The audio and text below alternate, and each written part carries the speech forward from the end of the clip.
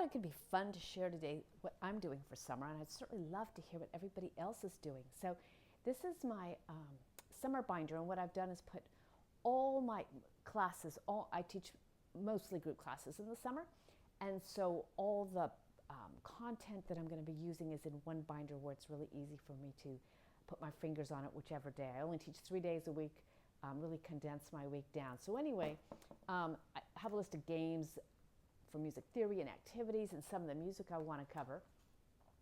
And then I have my schedule so I know exactly which classes I'm teaching each day. That's for June and that's for July.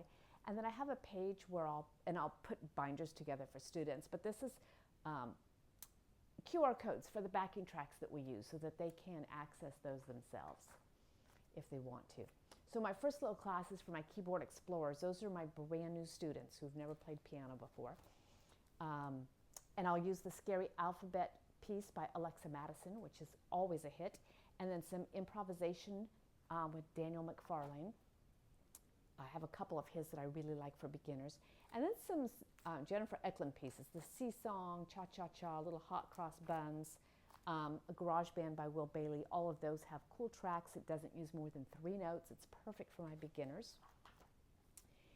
Then Off to the Races, that's another Jennifer Eklund piece where then I play the duet part, so they get a balance between tracks and then me playing with them. My next class is my mini maestros, and those have been playing for about a year. They're younger. They're like 1st through 3rd grade.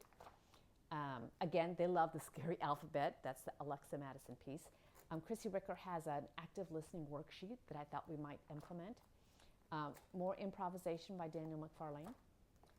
And then a couple of Jennifer Eklund pieces,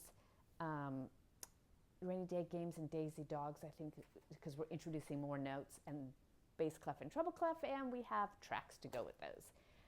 Maybe Pepperoni Pizza. I think they would enjoy that, and I think it's in their wheelhouse this year.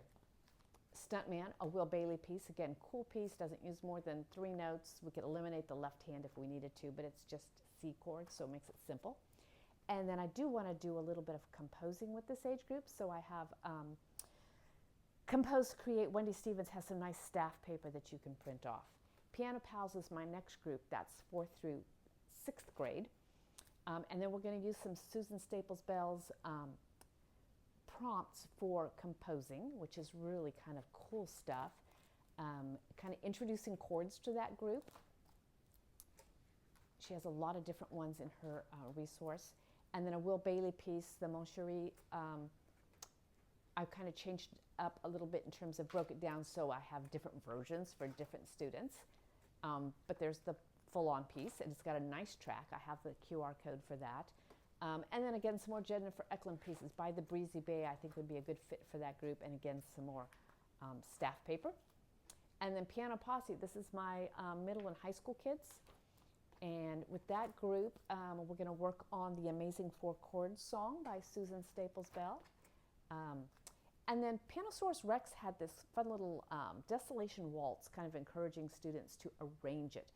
So it's a real simple piece, but it really opens the door for arranging something else, and then some manuscript paper for them to write in what they want. And then I've got the Lila Viss Cupcake Composing. So this will be great because I'll introduce one segment each week. They've got the cake, they got the frosting, they got the topping, so that they can start to compose their own music.